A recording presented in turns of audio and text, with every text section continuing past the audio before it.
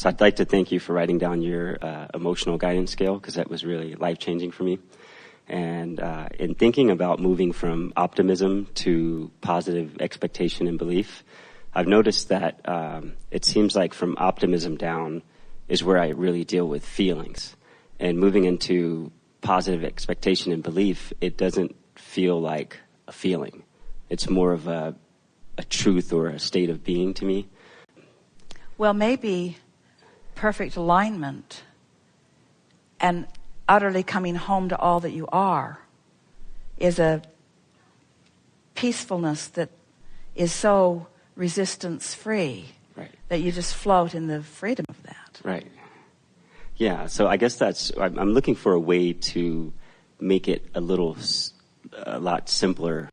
Well, we've been simplifying it also. We talked about all those emotions because we know for sure that revenge feels better than fear. And hope feels a whole lot better.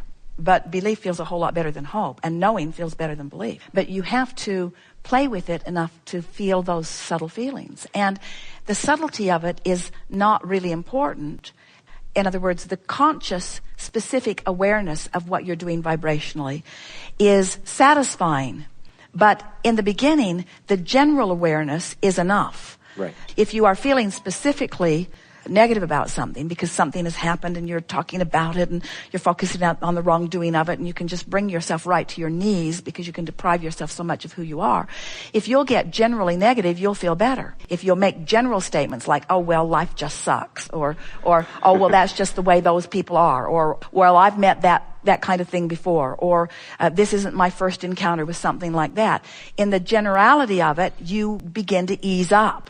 Right. Where the specifics of it keep you negatively focused. And from a general feeling of negative emotion, you can move into a general feeling of positive emotion really easily. Right. You can morph into, well, I don't have to think about this now, and things always get better for me, and there are a lot of things that are working, and I don't know why I'm making such a big deal over that. In other words, it's pretty easy to move into a general place of well-being.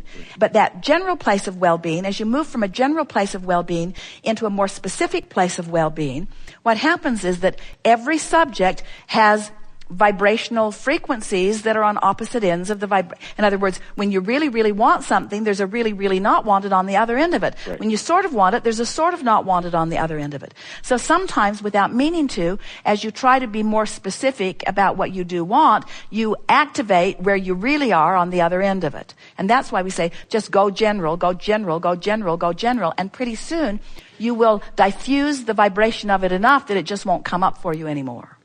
Okay. Don't overwork it. Don't overthink it. That's the problem with getting so specific about so many processes, and we've been eternal spewers of processes, and we never will stop because it's really fun to dig into something that you can deliberately apply.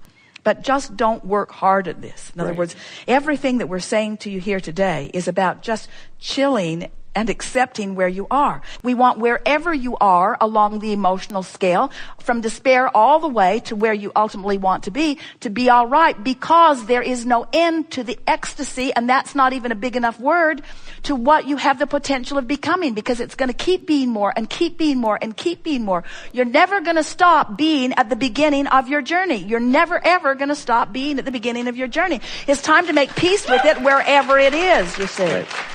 Good time for a segment of refreshment. Thank you.